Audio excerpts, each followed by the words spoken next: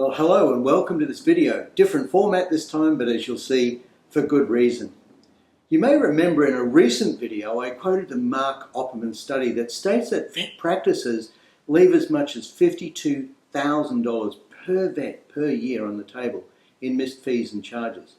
We've had quite some feedback about where that money is being left on the table and why. So I've invited one of my co-creators to the Ultimate Veterinary Practice Program, Dr. Sam Bowden, to share his insights from running his own practices. Sam, $52,000 per vet per year has to make a massive impact on bottom line profits. And it boggles the mind that this level of mischarges and fees is happening in practices every day. So what advice do you have for a practice owner when it comes to identifying those missed fees and charges? And what do you believe are the underlying reasons for this lost revenue? Yeah, Chris, it's a massive area, mischarges. In fact, I think it is the biggest area, I think, in vet practice where opportunity sits. In fact, I believe that figure of 52,000 is very conservative. We actually look at it, and I like to call what's called missed opportunities rather than actual mischarges. So there's four areas I like to categorise it into of mischarges or missed opportunities. The first one is when someone provides a service and decides not to charge the client for it, which is kind of like putting the ball down over the line and not taking the points for it. Right. The second thing is when a service is provided and it's forgotten to be charged. The third area is when an area, say you're in a consult and a vet has identified a particular service or a treatment that the pet ethically needs, and they decide not to proactively recommend treatment on it. That's the third area of missed opportunity. And the last area is in what I call not including the hidden costs. The hidden costs are things like consumables, environmental levies or fees, and these things that are generally very accepted by clients being charged this because they get charged, of course, in a multitude of other different areas that they'll be paying for services. So let's take a little look at what are the reasons that these exist and maybe some little ideas around how to correct them. The first one that is the biggie is the fear of rejection. Now, what I'll tell you listening to this is that every one of your vets, and particularly you as a practice owner, have the same fear. It's the fear of rejection. And here's the video that's playing in your head. It goes something like this. Gee, if I charge that client that anal gland, or I charge that client that revisit fee, maybe they won't like me and I'll feel rejected. So if I don't charge them and I avoid charging them that particular fee, I'm avoiding the potential rejection. So this is subconscious. You're not aware of it. This is playing below your conscious thinking level, and it's impacting your practice daily, again and again and again. And how prevalent is that one across the whole industry? Because that sounds to me like a lot of people would resonate with what you just said. Look, they do. When we're talking about it, you see the whole room starts nodding. In fact, in a survey that I saw, they asked vets what was the greatest thing that caused the greatest amount of stress for them as practitioners. And this wasn't just a business owner, this is across the board. And it was talking to clients about money. And it comes down to this fear of rejection. In fact, in the industry, lack of profit is endemic because of this fear. It doesn't matter what you charge. The client's perception is going to the vet is expensive.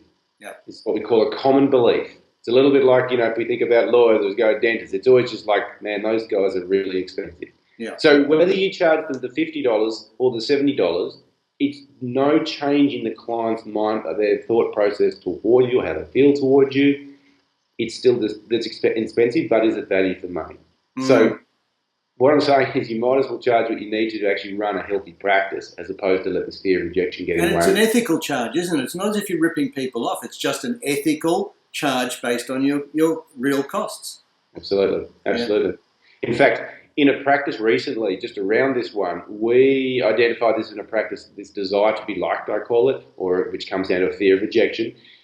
And by putting one strategy in place just around that, it increased their profit or their turnover in their practice from $80,000 a month up to just shy of $100,000 a month. They've done that for the 2 successive months after we put this strategy in, just showing them how to overcome this fear of rejection. That's $20,000 a month, a 25% increase just like that.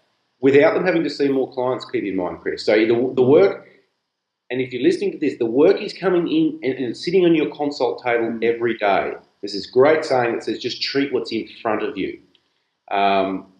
It's coming in every day, this fear of rejection, because the symptom of this is you'll avoid charging for something you do, or you'll also avoid putting on that dental and recommending it because you're starting to get up to a price that you start thinking you're going to get rejected at. So it's a massive, probably where I see the biggest opportunity lies in practice is correcting that one thing.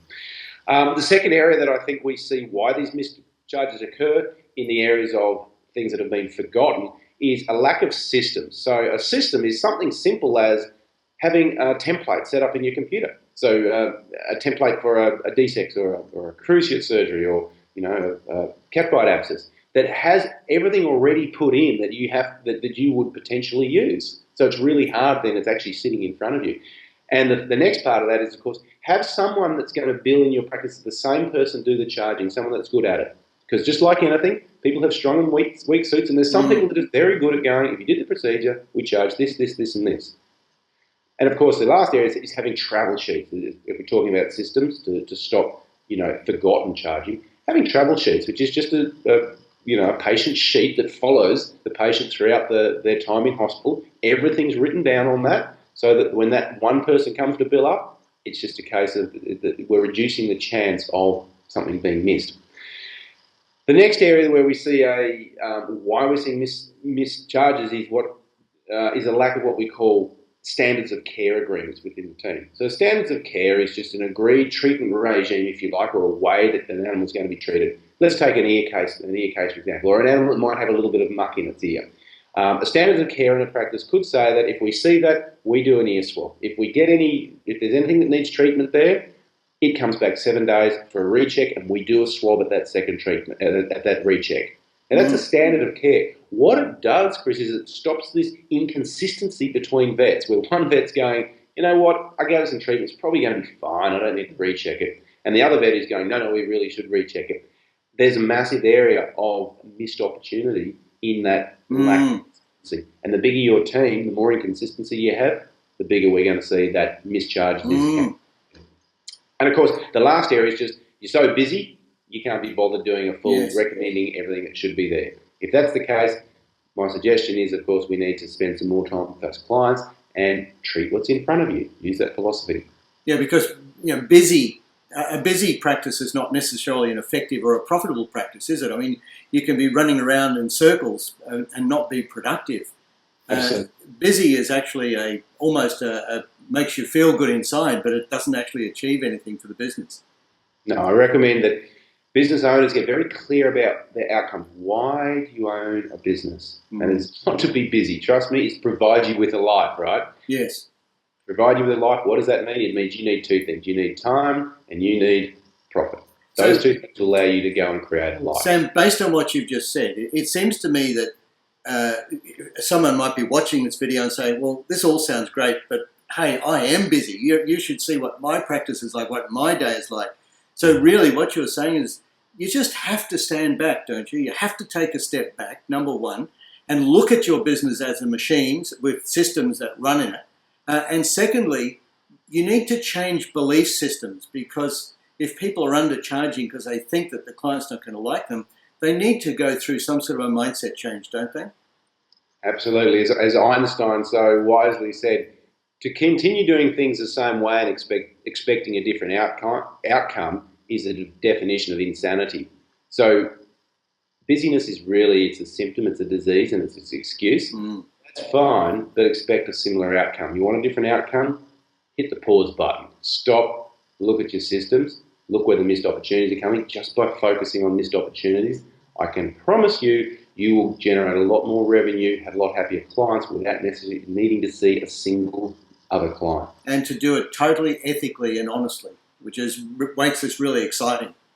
Yeah, it's kind of like, a lot of people holding a gold nugget. It's just got a bit of dirt on it. They just need to brush it off and see the gold underneath. And the opportunity is literally sitting right in front of most vets' faces. In fact, I'll say this. If you have a really busy practice, your practice has more opportunity than anyone else's, because you're seeing the cases put in front of you.